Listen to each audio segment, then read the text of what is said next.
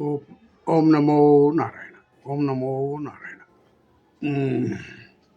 ಈಗ ನಮ್ಮ ರಾಜ್ಯದಲ್ಲಿ ಸಚಿವ ಸಂಪುಟನ ಹಂಚಿಕೆ ಮಾಡೋರು, ರಚನೆ ಮಾಡೋರು. ಸಚಿವ ಸಂಪುಟದಲ್ಲಿ 19 ಜನ ಪ್ರಮಾಣ ವಚನ ಸ್ವೀಕಾರ ಮಾಡಿದ್ರು. ಮೊದಲೇ ಒಂದು 13 ಜನ ಪ್ರಮಾಣ ವಚನ ತಗೊಂಡಿದ್ರು. ಆದರೆ ಎಲ್ಲ ಸೇರಿ 33 ಆಯಿತು ಅಂತ ತಿಳ್ಕೊಳ್ಳಿ. 33ರಲ್ಲಿ ಏನಾಯಿತು? ಈಗ 33 ಮುಖ್ಯಮಂತ್ರಿ ಸೇರಿಸಿ 34 ಆಗಿ ಇನ್ನೊಂದು ಬಾಕಿ ಇದೆ.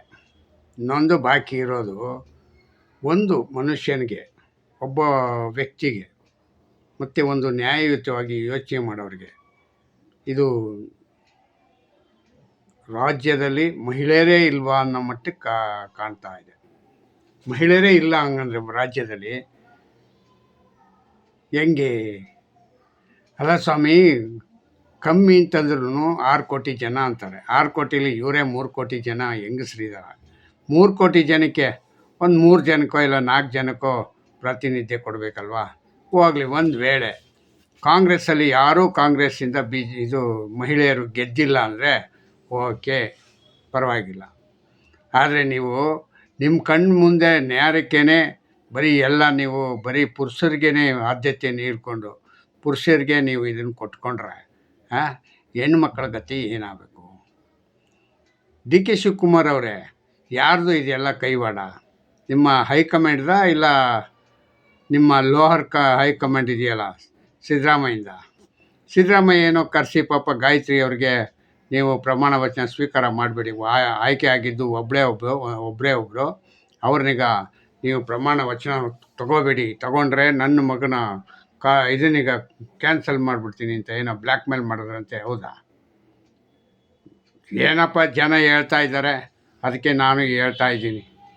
ಅಲ್ಲ, ನಿಮ್ಮ ಲೋ ಕಮೆಂಡು ಹೈಕಮಾಂಡ್ಗಿಂತ ಲೋ ಕಮೆಂಡ್ದು ಸ್ಟ್ರಾಂಗು. ಹೈಕಮಾಂಡ್ ಸಾಂಕ್ಷನ್ ಮಾಡಿದ್ನೀಗ ಕ್ಯಾನ್ಸಲ್ ಮಾಡೋ ಅಷ್ಟು ಶಕ್ತಿ ಇದೆ ಹೆಂಗಂತಂದರೆ ನಿಮ್ಮ ಸಿದ್ದರಾಮಯ್ಯನಿಗೆ. ನಿಮ್ಮನ್ನು ಇನ್ಯಾವ ರೀತಿ ಆಟ ಆಡಿಸಿರೋರು? ನೀವು ಸ್ವಲ್ಪ ತಂದಿಂದ ಏನು ಮಾಡಿದೆ ಅಂದರೆ ಎಲ್ಲರನ್ನೂ ಸೈಡ್ ಲೈನ್ಗೆ ಹಾಕ್ಬಿಟ್ಟು, ಸೈಡ್ ಲೈನು ಅಂದರೆ ಅವರೇ ಸೈಡ್ ಲೈನ್ ಆಗ್ಬಿಟ್ರು ಅಂತ ತಿಳ್ಕೊಳ್ಳಿ. ನಿಮ್ಮ ಪ್ರಮಾಣ ವಚನಕ್ಕೆ ಅವರೇ ಬರಲಿಲ್ಲ, ಅವ್ರಿಗೆ ನಾಚಿಕೆ ಇಲ್ಲ, ಮುಖನೂ ಇಲ್ಲ ಅವರಿಗೆ. ಅರ್ಥ ಆಯ್ತಾ? ಮುಖ ಇದ್ದಿದ್ರೆ ಬಂದಿರೋರು. ಹೊಟ್ಟೆ ಒಳಗಡೆ ಹಸಿಯೇ, ಅಯ್ಯೋ ನಾನು ಬಿಟ್ಟು ಕೊಟ್ಬಿಟ್ನಲ್ಲ, ಹೆಂಗಾರು ಮಾಡಿ 2 ವರ್ಷ ಮಾಡಿಬಿಟ್ಟಿದ್ರೆ ನಾನು ಹೋಗುವಾಗ ನಮ್ಮ ಇದರಲ್ಲಿ ಹೈಯೆಸ್ಟ್ ಲೀಡ್ ಮುಖ್ಯಮಂತ್ರಿ ಅಂತ ಪಟ್ಟಿ ಆಗ್ಬಿಡೋದಲ್ಲ ಹಂಗಂತ. ಏನು ನಿಮ್ಮ ದಾಖಲೆ ಯಾರೂ ಮುರಿಯೋದೇ ಇಲ್ವ ಮುಂದೆ ಬರೋರು? ಇವತ್ತಿನ ಸನ್ನಿವೇಶಕ್ಕೆ ನೀನು ದೊಡ್ಡವನಪ್ಪ, ಮುಂದಕ್ಕೆ ಯಾಕೆ ಆಗಬಾರ್ದು? ಯಾಕೆ ಆಗಲ್ಲ? ಸಿದ್ದರಾಮಯ್ಯವರೇ, ಯಾಕ್ರಿ ಆಗಲ್ಲ? ಸಾಧ್ಯ ಇಲ್ಲದೆ ಇರೋ ಕೆಲಸ ಯಾವುದೂ ಇಲ್ಲ. ಒಂದು ವೇಳೆ ನಿಮ್ಮ ಕಾಂಗ್ರೆಸ್ ಪಕ್ಷ ಬರಲಿಲ್ಲ ಅಂದರೆ ಒಂದು ವೇಳೆ ಓಕೆ, ಬರೋದೇ ಇಲ್ಲ ಅಂತ ನೀವು ನಿರ್ಧಾರ ಮಾಡಿಕೊಂಡು ಈ ಥರ ಹೇಳ್ತಾ ಇರೋದಾ? ಕಾಂಗ್ರೆಸ್ ಪಕ್ಷ ಮುಂದಿನ ಬಾರಿ ಬರಲ್ಲ, ಅದರಿಂದ ನನ್ನ ದಾಖಲೆನಿಗೆ ಯಾರ ಕೈಯಲ್ಲೂ ಮುರಿಯೋಕ್ಕಾಗಲ್ಲ. 17 ಸತಿ ಏನೋ ಹಣಕಾಸು ವ್ಯವಹಾರನಿಗೆ ನೋಡ್ಕೊಂಡವರು ನೀವು, ತುಂಬ ಗ್ರೇಟ್ ಮ್ಯಾನು. ಆದರೆ ಹಣಕಾಸು ರಾಜ್ಯದಲ್ಲಿ ನೋಡಿದ್ರೆ ಎಲ್ಲ ಅದೋ ಗತಿಲಿದೆ. ಅಲ್ಲ ರೀ ಡಿ ಕೆ ಶಿವಕುಮಾರ್ ಅವರೇ, ನೀವು ನಾಗೇಂದ್ರನಿಗ ನಿಮ್ಮ ಕ್ಯಾಬಿನೆಟ್ಗೆ ಸೇರಿಸ್ಕೊಂಡ್ರಲ್ಲ, ನಿಮ್ಗಾರು ವಿವೇಕ ಇದೆಯಾ ಇಲ್ವಾ? ವಿವೇಕ ಇದ್ದವ್ರು ಈ ಥರ ಮಾಡಲ್ಲ. ಒಂದು ಸತಿ ದೊಡ್ಡ ಇದಾಗಿದ್ದ ನಿಮ್ಮ ಪಾರ್ಟಿಗೆ ಆಗಿರೋದಪ್ಪ, ನಿಮ್ಮ ಪಾರ್ಟಿಗೆ ದುಡ್ಡು ಹೋಗಿರೋದು, ನಿಮ್ಮ ಪಾರ್ಟಿಯವರೇ ಇದನ್ನು ಹೌದು ಒಪ್ಕೋತೀನಿ. ಆದ್ರೂ ಒಂದು ಮಾನವೀಯತೆ ದೃಷ್ಟಿಯಿಂದ ಹೌದು ಇವರು ಒಂದು ಸ್ವಲ್ಪ ಇದಾಗಿದ್ದಾರೆ, ಆರ್ಸಾಗಿದ್ದಾರೆ, ಇವ್ರನ್ನೀಗ ಬೇಡ ಹಂಗಂತೇಳಿ ನಾಗೇಂದ್ರನಿಗೆ ಸೈಡ್ ಇರ್ಬೋದಾಗಿತ್ತಲ್ಲ ತನಿಖೆ ಎಲ್ಲ ಮುಗಿಯೋವ್ರಿಗೆ. ಇಲ್ಲ ಈ 2 ವರ್ಷ ಬಿಟ್ಬಿಟ್ಟಿದ್ರೆ ಏನು ಗಂಟೋಗ್ಬಿಟ್ಟಿರೋದು ನಿಮ್ಮ ಇವ್ರದ್ದು ಕಾಂಗ್ರೆಸ್ ಪಾರ್ಟಿದು?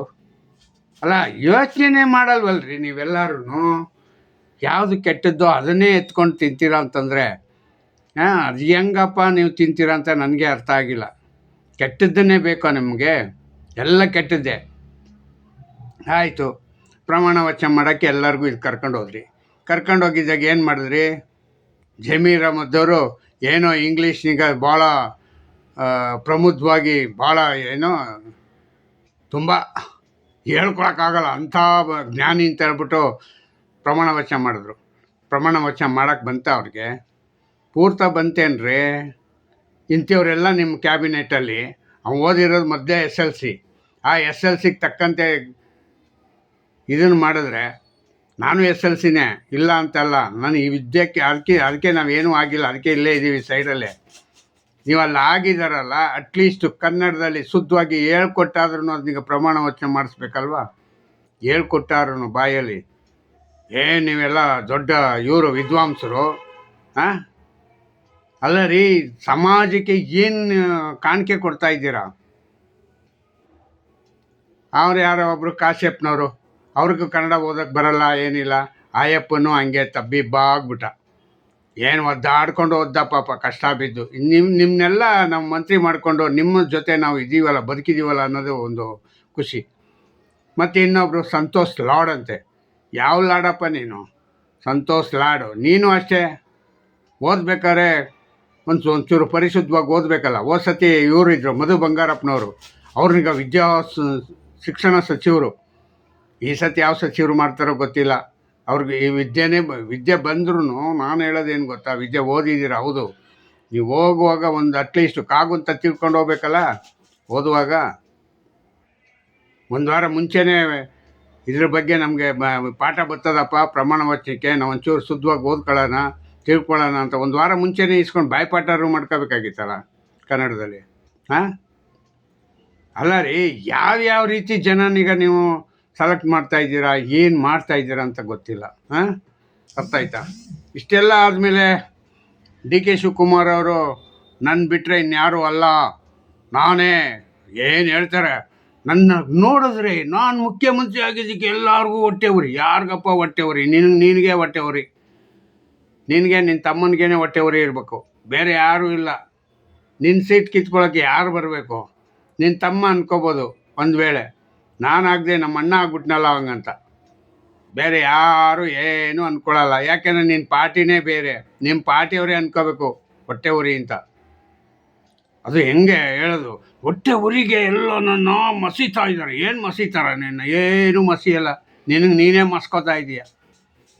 ಇದು ವಿಷಯ. ಆಮೇಲೆ ನಮ್ಮ ರಾಜ್ಯದ BJP ಮತ್ತು JDSನ ಸಮಿತಿ ಸ್ಟಾರ್ಟ್ ಆಗಿದೆ. ನನಗೆ ಸುದ್ದಿಯೇ ಬಂತು. ಎಲ್ಲ ಹೋಗಿ ಡೆಲ್ಲಿನಲ್ಲಿ ಕೂತು ಮಾತುಕತೆ ಮಾಡ್ಕೊಂಬಂದವ್ರೆ, R ಅಶೋಕು ಮತ್ತು ಕುಮಾರಸ್ವಾಮಿ ಎಲ್ಲರೂ ಅಂತ ಒಂದು ಸುದ್ದಿ. ಇವರು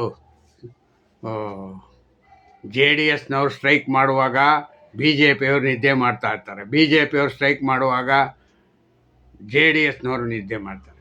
ಈಗೋ ಜೊತೆಗೆ ಹೋಗಿ ಮಾಡೋಣ, ಇಲ್ಲ ಅವ್ರು ಮಾಡ್ತಾಯಿದ್ದಾರೆ, ಅವರು ಸೀನಿಯರು, ಇಲ್ಲ ಅವರು ರಾಷ್ಟ್ರೀಯ ಪಕ್ಷ, ಅವ್ರ ಜೊತೆ ನಾವು ಹೊಂದಾಣಿಕೆ ಮಾಡೋಣ ಅನ್ನೋದು ಏನೂ ಇಲ್ಲ. ನನ್ನ ಬಿಟ್ಟರೆ ಯಾರೂ ಇಲ್ಲ ಅಂತ ಒಳಗಡೆ ಜಂಬ ಕುಮಾರಸ್ವಾಮಿಗೆ ಜಂಬ ಇಲ್ಲದಿದ್ದರೆ ಮತ್ತೆ ಇನ್ಯಾಕಾಯ್ತು ಹಿಂಗಾಗ್ತಾಯಿತ್ತು? ಹಾಂ, ಇಲ್ಲ ನೋಡಪ್ಪ ನಾನು ನಾಳೆ ಮಾಡ್ತಾಯಿದ್ದೀನಿ ಬನ್ನಿ ಅಂತ ಕರೆದ್ಬಿಟ್ಟಿದ್ರೆ ಏನು ಗಂಟು ಹೋಗ್ಬಿಡೋದು?